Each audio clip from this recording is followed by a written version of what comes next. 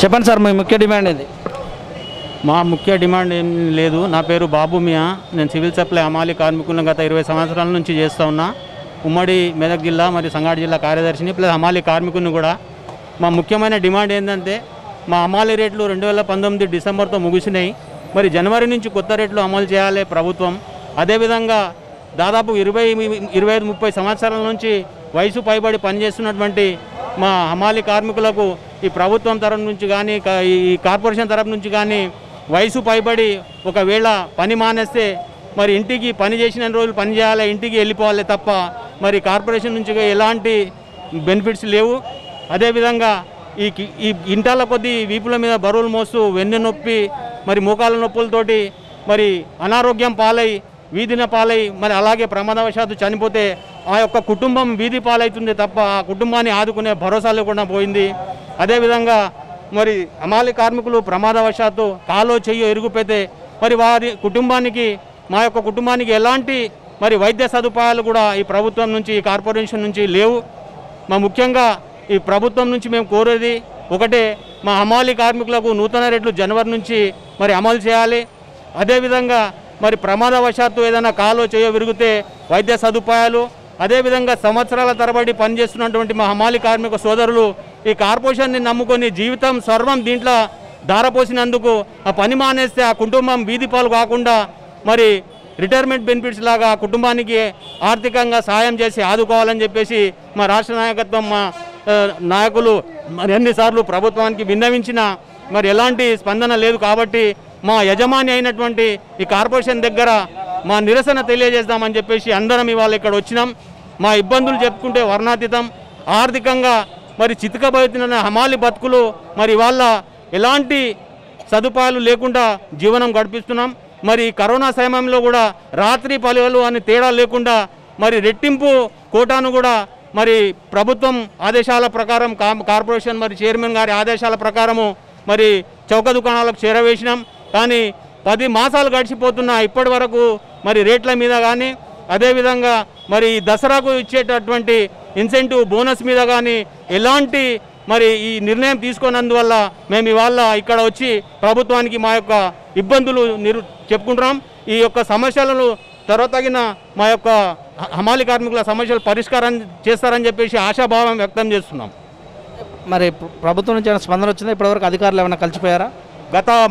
ఈ మాసము 1వ తేదీ రోజు మరి కమిషనర్ గారు చైర్మన్ గారి ఆదేశాలు మరి మా పిలిచి మీటింగ్ చేయడం జరిగింది. మీ సమస్యలు ఒక 10 రోజుల్లో ఖచ్చితంగా మేము పరిష్కారం చేస్తామని చెప్పేసి చెప్పిర్రు.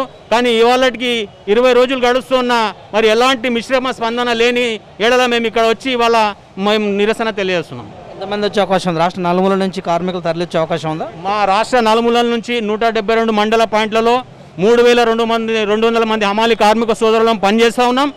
ఇవాళ పూర్తిగా బంద్ కాకుండా ప్రభుత్వానికి చెడ్డ పేరు రాకుండా పని చేస్తూ ఇవాళ నిరసన తెలియజేస్తున్నాం. రాష్ట్ర నలుమూలల నుంచి ఇవాళ 300కు పైచిలకు హమాలి కార్మిక సోదరులు ఇక్కడ పాల్గొంటూ ఉన్నారు. సివిల్ సప్లై కార్పొరేషన్ చైర్మన్ మరి మారెడ్డి శ్రీనివాసరెడ్డి గారు రావడం జరిగింది. చూస్తున్నాం V3 న్యూస్ లైవ్లో. సివిల్ సప్లై కార్పొరేషన్ చైర్మన్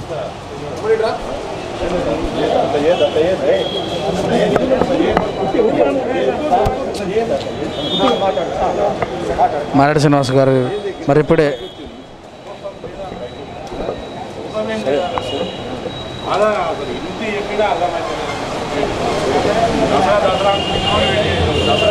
ఎందుకు మాట్లాడకుండా బోనస్ విషయం మాట్లాడకుండా ఏరియాస్ మాట్లాడకుండా ఏది మాట్లాడకుండా అట్లనే చేస్తే ఉంటే దసరా కూడా వెళ్ళిపోతాడు. దసరా వెళ్ళిపోయిన తర్వాత డబ్బులు అన్నీ ఆశపడి 6 రోజుల నుంచి ఈరోజు వెయిట్ చేస్తూ ఉన్నారు. మీ మాట మార్చి నుంచి 6 నెలల నుంచి చేస్తూ వస్తూనే ఉన్నాం.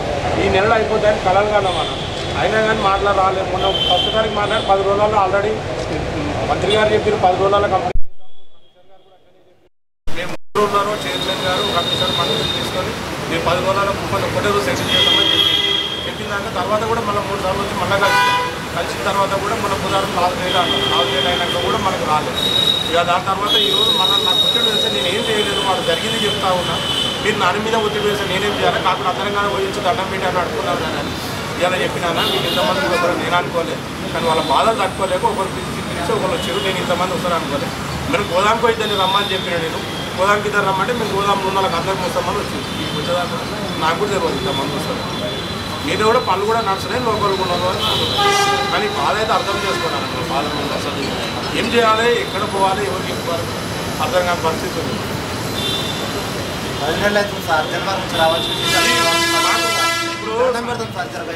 సంయుక్తంగా ఇప్పుడు ఆంధ్రప్రదేశ్ మనం విడిపోయినప్పుడు వాళ్ళకి మనకు ఒక రేట్ తోటి విడిపోయినాం. వాళ్ళకి ఆల్రెడీ రేట్లు పెంచి పోయిన సంవత్సరం 2018లో మన దగ్గర 18 రూపాయలకి అక్కడ 10 రూపాయలు ఇచ్చింది. ఇప్పుడు 19 కాస్త 22 రూపాయలు చేసి జనవరి నుంచి ఇచ్చేస్తామని చెప్పి ఈ నెల 5 తారీఖు నాడు వాళ్ళకి నోటిఫికేషన్ ఇచ్చి జీవో కూడా ఇచ్చేసి వాళ్ళకి ఆల్రెడీ ఏరియాస్ కూడా వచ్చేసినాయి. కానీ మన అమలులో మనం అందరికంటే మంచి తెలివిగాలలో మనం తెలంగాణలో ఉన్నాం, మనకు ఎక్కువ వస్తాయని ఆశపడతా ఉన్నారు. ఇంతవరకు అయితే రాకపోయేసరికి వీళ్ళు ఏం చేయాలో ఎవరి దగ్గర వాళ్ళు అర్థం కాక వీడనే పని చేస్తాం కాబట్టి వీడికేం వచ్చి చెప్పుకుంటే మన ఆలోచన చేస్తాం అని చెప్పి వీడికి వచ్చిన వాళ్ళు. కరోనా టైంలో కూడా మీరు చెప్పిన మాట ఇవాళ కూడా మా పనులు ఉన్నాయి, లారీలు అయినా బాధలనే ఉన్నాం. మనం మళ్ళీ పోయి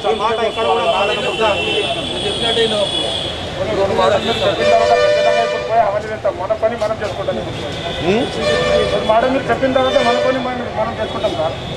ఇప్పుడు కూడా పని ఆగలేదు, పని నడిచేది నడుస్తున్నాం సార్. ఇక్కడ నుంచి చూస్తున్నాం, మీరు చేస్తారా, మీ మీద ఆశ ఉంది, మీరు చెప్పారు, మీరు చెప్పిన పని ఎక్కడ కూడా కాదనుకుంటా. గన్నీస్ కానీ బియ్యం కానీ డబుల్ కోటా కూడా కానీ ఎంపీ కానీ దుకాణాలు తీసుకొచ్చి కానీ అది కూడా ఏది ఆపకుండా చేస్తున్నాం సార్. మీరు చెప్తారు, మీ మీద నమ్మకం ఉంది, మీ మీద ఆశ ఉంది, మా సమస్య పరిష్కారం అవుతుందని చెప్తున్నాను సార్. ఏం చేద్దామంటారు, ఏం చేయాలి మీరే చెప్పండి. ఏం చెప్పినా మీరే చెప్పాలి. నాకు ఏం నోట్లు కూడా వస్తుంది చెప్పండి. కాదండి ఇలా కూర్చుందాం సార్, ఇంతమంది 10 మంది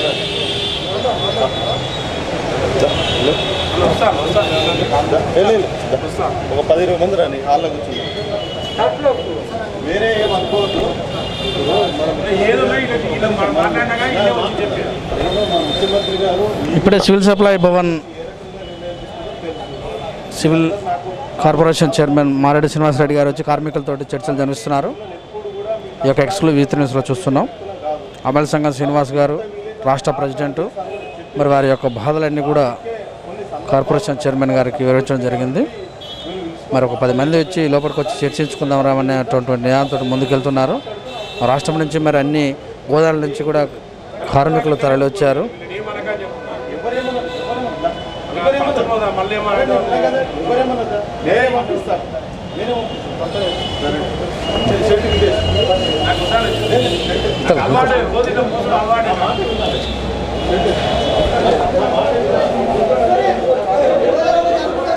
మరి ఒక 10 మందిని లోపలికి రమ్మనే సందర్భంగా ముఖ్య నాయకులందరూ కూడా లోపలికి వస్తే చర్చించుకుందామని చెప్తున్నారు.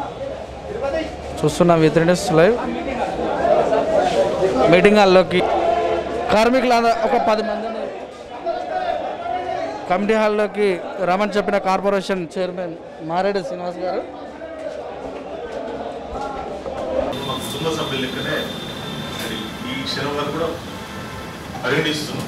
మన సివిల్ సప్లై కార్పొరేషన్ కానీ డిపార్ట్మెంట్ కానీ ఇది కానీ మీద ఒక సంస్థ అనే టైప్లో మాతో ఎవరైతే భాగస్వాములు ఉంటారో వాళ్ళందరూ కుటుంబ సభ్యుల లెక్కనే చూడడం కూడా జరుగుతుంది. అదే రకంగా చూస్తాం. ముఖ్యమంత్రి గారు కూడా చాలా క్లియర్గా ఆదేశించడం జరిగింది. ఎవరు కూడా ఏ పేదవాళ్ళ కష్టం వచ్చినా ఆదుకునేందుకు ముందుకుంటుంది మన ముఖ్యమంత్రి గారు.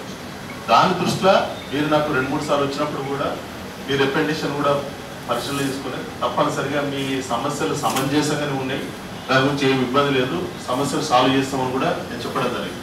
దానికి కొన్ని సమస్యలు ఏ రకంగా ఉన్నదో మీకు కూడా తెలుసు. మన రెగ్యులర్ కమిషనర్ లేక రకరకాల అడ్మినిస్ట్రేషన్ పరంగా కూడా కొన్ని ఇబ్బందులు అనేవి ఏర్పడ్డాయి. దాన్ని అధిగమించేందుకు మొన్ననే ఇప్పుడు మనకు రెగ్యులర్ కమిషనర్ గారు అనిల్ కుమార్ గారు వచ్చారు. వారు కూడా మాట్లాడదామని బహుశా నాకు మొన్ననే 1 వీక్ కింద మేము కూర్చొని మాట్లాడాలి. అనుకోకుండా వాళ్ళ తల్లి చనిపోవట్లా పోస్ట్పోన్ అయింది. ఈ గన్నీ బ్యాగ్ కూడా సేమ్ వాళ్ళ తల్లి బాగాలేదనే టైంలో కూడా పాపం వచ్చి కొంచెం కూర్చోండి ఫైనల్ చేసి మళ్ళీ వెళ్ళిపోయాడు. అదే రోజు తెల్లారి వాళ్ళ మదరు ఆ రకంగా జరిగిపోయింది. కాబట్టి ఇప్పుడు అయిపోయేదాకానైతే మనం ఏం చేసే పరిస్థితి లేదు. ఎవరో ఒక అధికారి అయితే ఉండి మీ కష్ట సుఖాలు ఇప్పుడు మీదల్లా 3-4 యూనియన్లు ఉన్నాయి మంచుకోవడానికి కాకుండా ఒకరోజు అందరిని పిలిచి తప్పనిసరిగా ఈ కరోనా ముందు నుంచే ఏ రకంగా అయితే మీరు డబ్బులు కష్టం చేశారు ఆ స్లోగన్స్ ఏమని చెప్పారు.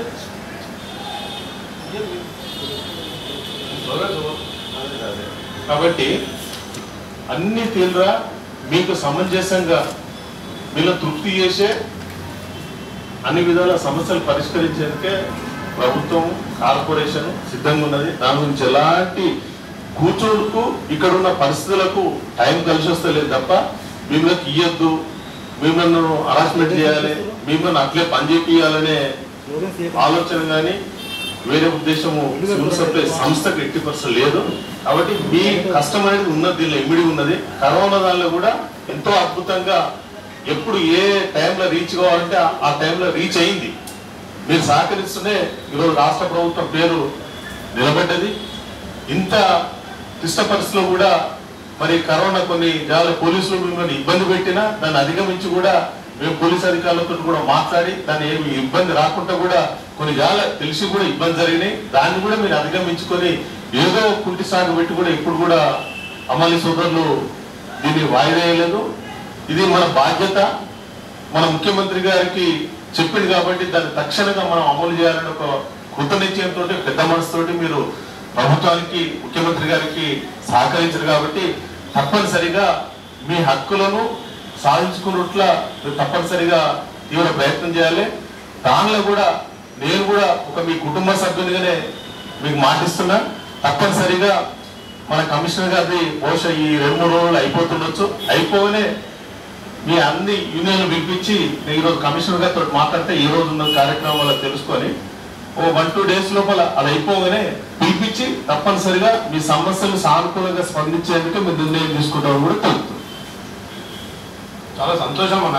ఈ గతంలో ఇప్పుడు 10 నెలల నుంచి ఇదే విషయం మీద మనకు జరుగుతూ ఉంది. ఇప్పుడు మేము ఏమనుకొస్తున్నాం అని అంటే ఇప్పుడు ఎవ్రీ 2 years ఒకసారి మాకు రేట్ ఇంప్లిమెంటేషన్ ఉంటుంది. రేట్ ఇంప్లిమెంటేషన్ అనేది మాకు ఎట్టి పరిస్థితుల్లో జూన్, జూలై లేదంటే ఆగస్టు మంత్లో మాకు వచ్చేది. అటువంటిది ఇప్పుడు ఆగస్టు వెళ్ళిపోయింది, దాదాపు సెప్టెంబర్, నవంబర్ కూడా ఇప్పుడు స్టార్ట్ అవుతుంది. ఇప్పుడు ఆల్రెడీ సెప్టెంబర్లో ఉన్నాం ఇప్పుడు. అయితే మేము అక్టోబర్ ఇప్పుడు అక్టోబర్ కూడా ఎండింగ్లో ఉన్నది ఆల్రెడీ అలా. అయితే మేము మా బాధల్లో ఒకటే, ఇప్పుడు మాకు ఒకటి మేము ఆ రోజు నుంచి కూడా మీ మాట ఎన్నడూ కూడా తీసేసే పరిస్థితిలో మేము లేవు. మేము గవర్నమెంట్ కానీ కార్పొరేషన్ కానీ ఎంతో వినయ విధేయులతోటి పని చేయాలి, మన కార్పొరేషన్ మంచిది రావాలనే తాపత్రయం మీదనే మేము పని చేసుకుంటూ చేస్తున్నాం. ఇప్పటికి కూడా చేస్తాం. వీటికి రావడానికి కారణం కూడా ఏంటంటే మాకు దాదాపు ఇది అక్టోబర్ అయిపోతూ ఉంది. ఇప్పుడు దసరా అనేది ఆల్రెడీ ఒక 1 month లేట్ వచ్చింది. లేకపోతే మనకు పోయిన నెలనే దసరా రావాలి వాస్తవానికి. ఈ నెల ఒక 1 month లేట్ అయింది. అయినప్పటికీ కూడా మనకి ఈ టైం కలిసి రాలేదు. మేము ఆ రోజు నుంచి కూడా మీ ద్వారా ఎట్టి పరిస్థితుల్లో 6 నెలలు 7 నెలలు ఆగినా సరే దసరాకు బిలో అయిపోవాలి. దసరాకు మాకు ఏ రోజుతో కూడుకున్న వేతనం ఒకటి, బోనస్ ఒకటి వచ్చిందంటే మేము సంతోషంగా ఆ కార్యక్రమాలు జరుపుకుంటాం. ఇన్ని నెలల నుంచి ఏదైతే మేము కష్టం చేస్తూ ఉన్నామో మాకు ఇయర్లీ మాకు 1 టైమే మేము పండుగ చేసుకుంది. ఏ టైంలో మేము ఏ టైంలో ఏది ఉంటామో ఇప్పుడు ఏం పని చేస్తుంటామో అని బాధలనే ఉంటాం మేము. కానీ దసరాకు ఒకటి మాత్రం మేము సంతోషంగా జరుపుకునే పండుగ. అది కూడా మన కార్పొరేషన్ ద్వారా మనకు ఇచ్చిన రేట్లతో పాటు మాకు బోనస్ విధానాన్ని అమలు చేస్తున్న ప్రభుత్వం ఉంది కదా, ఆ బోనస్ కూడా ఆ రోజు మాకు అందుద్ది. ఒక 2 రోజుల ముందు మాకు అందుద్ది. అది అందినప్పుడు దాంతో పాటు డ్రెస్లు వస్తాయి, డ్రెస్తో పాటు బోనస్, స్వీట్ బాక్స్, ఈ 3 ప్యాకేజీ మాకు వస్తుంది. కానీ ఈ రోజు వరకు ఎందుకు మేము ఈ రోజు మన విధమైన రావాలి మాట్లాడాలనుకున్నది ఏమంటే బోనస్ అయినా సరే ఇప్పుడు దసరా ఇప్పుడు ఎట్లయినా రేట్ మాట్లాడతారు, మీరు ముగ్గురు కలిసి కూపని మాట్లాడినప్పుడు అది పరిష్కారం అయితే మేము దానికి అగ్రీ ఉన్నాం. ఎందుకంటే ఇప్పుడు కనుక ఈ దసరా లోపు కనుక మనం బోనస్ విషయం మాట్లాడకపోతే, బోనస్ పెంచుకొని తీసుకోలేకపోతే, బోనస్తో కూడుకునే దసరా ముందు ఇది రాకపోతే నెక్స్ట్ ఏమని అడుగుతాం. దసరా వెళ్ళిపోయిన తర్వాత పండుగ అయిపోయిన తర్వాత మళ్ళీ అడిగితే అడగడానికి కూడా రీజన్ అంటూ ఉండదు, దానికి ఇబ్బందులు పడతాం. కాబట్టి దసరాకు బిలోలో ఇది ఒక్కటి మాత్రం కంపల్సరీ ఇప్పుడు అనౌన్స్ చేయించుకొని మనం రేట్ల విషయంలో అనేది మేము చాలా ఆశపడి ఉన్నాం. మేము వాస్తవానికి మేము ప్రభుత్వానికి ఎక్కడ ఏ రేట్లు ఉన్నా కానీ మేము దాన్ని మేము టైంలోకి తీసుకోవాలి. మనకి ఇస్తున్నారు, అదే సంతోషం అనే మేము ఉన్నాం.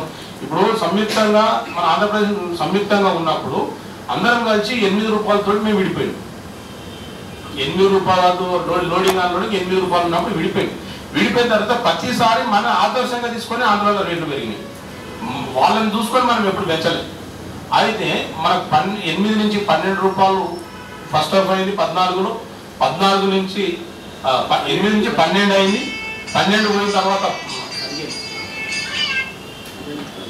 14 తర్వాత ఈ 12 తర్వాత 15 అయింది, 15 నుంచి 18 అయింది. దాదాపు 3 టర్మ్లు అయింది, 14, 16, 18. అయితే ఈ టర్మ్లో వాళ్ళు మన ఆదర్శంగా తీసుకొని పెంచారు. 2018లో వచ్చేటప్పటికి మనకు 18 రూపాయలు మనం లోడింగ్ అన్లోడింగ్ ఇస్తే ఆంధ్రప్రదేశ్లో 19 రూపాయలు ఇచ్చింది. దాదాపు ₹1 ఆ క్వింటాల్ ఇంకా మేము నష్టపోయాం. అయినా కానీ మేము దాని గురించి ఎప్పుడు బేరేజ్ చేసి అడగలేదు.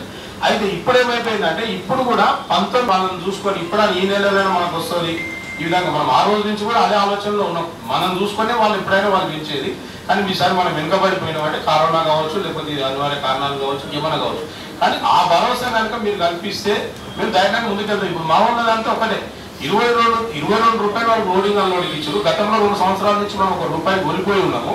తిరిగి ఇప్పుడు కూడా మనం దాన్ని కవర్ చేసుకునేటట్టుగా మన మేనేజ్మెంట్ తోటి మాట్లాడి, మన కమిషనర్ గారితో కావచ్చు, సార్ మన చైర్మన్ గారితో కావచ్చు, మంత్రి గారితో కావచ్చు మాట్లాడుకుందాం అన్నది ఒకటి. దీనికి మాకు ఇప్పుడు వేరే సంస్థలు ఎమ్మెల్యేస్ పైన ఏమైపోతా ఉందంటే ఆల్రెడీ మేము వెయిటింగ్లో ఉన్నాం, తర్వాత ఇస్తాం అనేది కాకుండా మీరు ఎంతమంది ఉన్నారో మీరు లిస్ట్ ఇచ్చేయండి, మీకు మేము స్లీపర్స్ను అరేంజ్ చేయాలి, లేకపోతే బోనస్ అరేంజ్ చేయాలని చెప్పి వాళ్ళు మమ్మల్ని అడుగుతా ఉన్నారు. మాతో మాట్లాడలేదు, అది ఇంకా ఫైనల్ కాలేదు. ఫైనల్ అయిన తర్వాత దాని తగ్గట్టుగా మీరు కలెక్ట్ చేసుకోండి, దాని తగ్గట్టు ఇవ్వండి అనేది నేను ఎమ్మెల్యేస్ పైన కానీ ఇన్ఛార్జీలు కావచ్చు, జిల్లా వ్యాప్తంగా ఉన్న డిఎంలు కావచ్చు. డిఎంలు ఇప్పుడు ఎందుకంటే వాళ్ళకి ఆల్రెడీ ఫోర్స్ ఉంది, అది సోమవారం అయిపోయింది కాబట్టి ఇంకో 2 రోజులు అయితే వాళ్ళకి అందియాలి అన్నప్పుడు వాళ్ళు లిస్ట్ అవుట్ చేసుకుంటా ఉన్నారు. లిస్ట్ అవుట్ చేసుకుని ఎంత ఇస్తారు అని మేము అన్నప్పుడు మాకు ఎటువంటి ఆర్డర్ లేదు కాబట్టి మీకు 4500 ఏదో ఇచ్చేది ఉంది, అదే ఇస్తాం అని చెప్తాము. 4500 ఒకటి మా అమరీతి ముఖం మీద ఎందుకు ఆయుష్ లేకుండా పోతుందంటే ఇప్పుడు దసరా లోపల కనుక మనం ఏరియాస్తో కూడుకున్న జీతం తీసుకుంటలేము, బోనస్ పెరిగింది కూడా తీసుకుంటలేము. కాబట్టి ఎప్పుడైతే వేస్తారో అప్పటి నుంచే ఇస్తారా?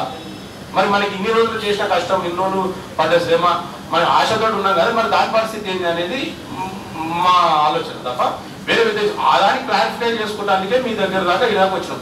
వీటికి వచ్చేంత వరకు కూడా మమ్మల్ని మన్నించాలి. వీటికి వచ్చేంత వరకు కూడా మా కమిషనర్ గారు మదర్ చనిపోయేదాన్ని మాత్రం మాకు తెలియదు సార్. మాకు తెలిసి మాత్రం మీరు రాకపోయేవారు. మీరు మా మీద కలపడి మాత్రం కలుపుతారు. మాకు చనిపోయిన విషయం మాకు తెలియదు. కాకుండా మేము పర్సనల్గా ఒక డిమాండ్, మన కార్పొరేషన్ పనిచేస్తున్న వీళ్ళు ఎవరు కూడా నాయకుడు కానీ మాకు నాయకత్వ వైద్యవర్గాన్ని లేరు. మేము అమాలిస్తున్నాయి. మా నాయన కూడా ఇందులో పనిచేస్తూ చనిపోయాడు. ఎటువంటి రూపాయి కూడా బెనిఫిట్ రాలేదు. నేను అప్పుడు మా నాయన ఉద్దేశం అని చెప్పి నేను దాని గురించి అడగలేదు. కాకపోతే ఇక్కడ ఉన్నాడు ఇక సాంబార్ ఉన్నాడు, అనంత ఉన్నాడు, ఎల్లాలు ఉన్నాడు, ఇక్కడ బాబీ ఉన్నాడు, వీళ్ళ మా కాకా ఉన్నాడు. వాళ్ళు దాదాపు 74, 75 నుంచి దాదాపు 82, 85 నుంచి కూడా వీళ్ళు ఇందులో పనిచేస్తూ ఉన్నారు. ఇదే స్టిల్ ఇందులో నమ్ముకొని పనిచేస్తూ ఉన్నారు. వీళ్ళు ఇప్పుడు చేయలేక, ఇప్పుడు రేటు పెరిగినా వీళ్ళకి వచ్చే అందాన్ని ఏం లేదు, వీళ్ళు వెళ్ళిపోతున్నారు. ఆల్రెడీ స్టేజ్ అయిపోయింది, చేయలేక కూడా బయట పోతా ఉన్నారు. నేను మన గవర్నమెంట్, మన కేసీఆర్ గారు ఒక చిన్న మన గవర్నమెంట్ ఉద్యోగస్తులకు ఒకటి ప్రొవైడ్ చేసాము.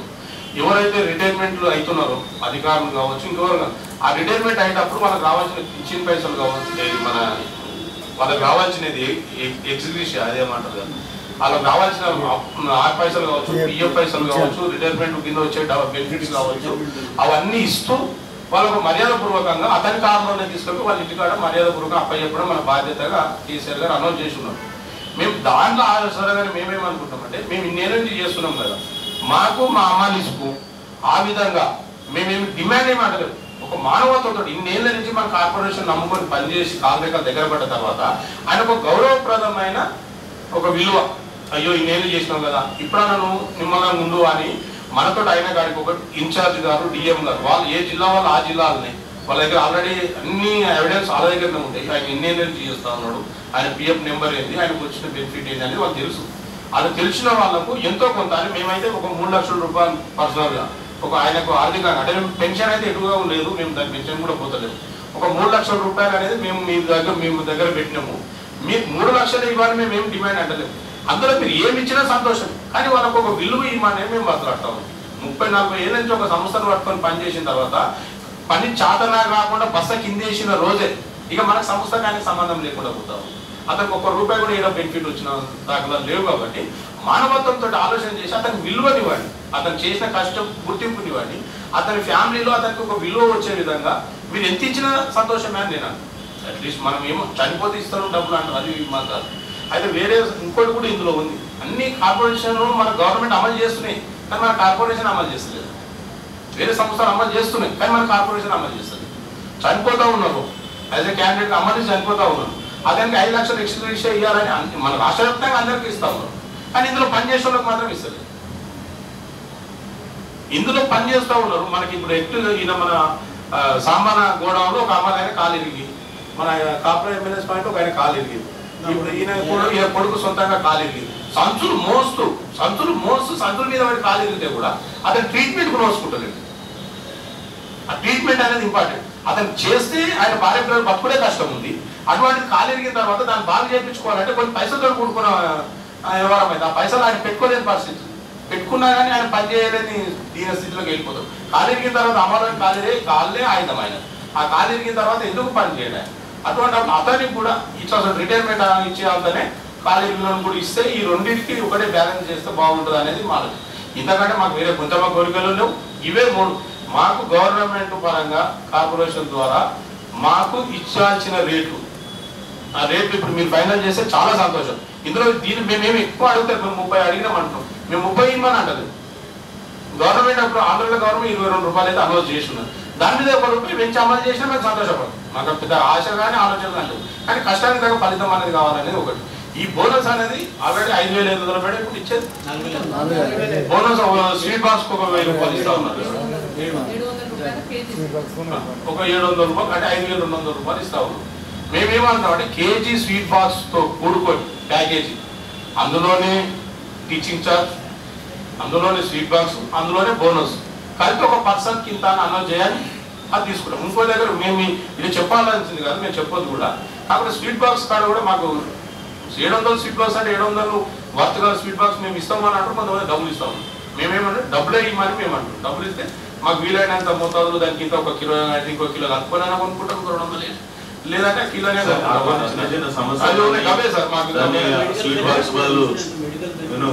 అదే అడిగిన స్వీట్ బాక్స్ డబ్బు గిట్టమని చేయడానికి ఇబ్బంది లేదు. ఎన్నో మార్పులు ఉన్నాయి కాబట్టి ఆ సమస్య కాదు. నేను ఏమంటున్నా ఒకటి, శ్రీనివాస్ గారు, నేను ఇందాకనే చెప్పిన మీరు మనమంతా కుటుంబ సభ్యులం. మనదల్ల మనకు కొన్ని సమస్యలు ఉంటాయి. మనం కూర్చుంటే సమస్యలు పరిష్కరించుకోవాల్సిందే, దాన్ని సాధించుకోవాల్సిందే. దాని గురించి మేము వెనుకపోవాల్సిన లేదు, మిమ్మల్ని వెనుక తగ్గి ఉండమని చెప్పేవారిని కూడా కాదు. అందరం కష్టపడితేనే ఈరోజు రాష్ట్రం వచ్చింది. ముఖ్యమంత్రి గారు కాళ్ళగానే తెలంగాణ రాష్ట్రం ఆవిర్భవిస్తుంది. దానిలో మీ సహకారం కూడా ఈరోజు పేద కుటుంబాల ప్రతి ఇంటికి బియ్యం పోతున్నాయంటే మీ సహకారంతో కూడా జరుగుతుంది. కాబట్టి మీకు ప్రత్యేకంగా కృతజ్ఞతలు చెప్తున్నాం. అదేవిధంగా ఇప్పుడు మీరు చెప్పిండ్రు కొన్ని హాస్పిటాలిటీ అవి అని, ఎందుకంటే కమిషనరు మంత్రి గారి నోటీసులో ఇవన్నీ కార్యక్రమం చేసుకుందాం. మీరు అడిగేటి సమంజసం కోరికలు కాదంటలేదు. డెప్త్గా ఏంటంటే మనము ఒక అధికారం ఉన్నప్పుడు దాని సమస్యలు ఏ రకంగా ఇవ్వచ్చు, ఇంకా 2-3 యూనియన్లు ఉన్నాయి, వాళ్ళను మీరు అందరు కల్పించి ఏ రకంగా మనము మీ ప్రతి ఒక్కరికి మంచి జరిగే ఉద్దేశంతో మేము తీసుకొని ఆ సమస్య పరిష్కరించే ముందుంటాం. అదే కాకుండా కూడా మీరు కొన్ని చెప్పారు. ఇప్పుడు దీనిలో కాకుండా సీఎం రిలీఫ్ ఫండ్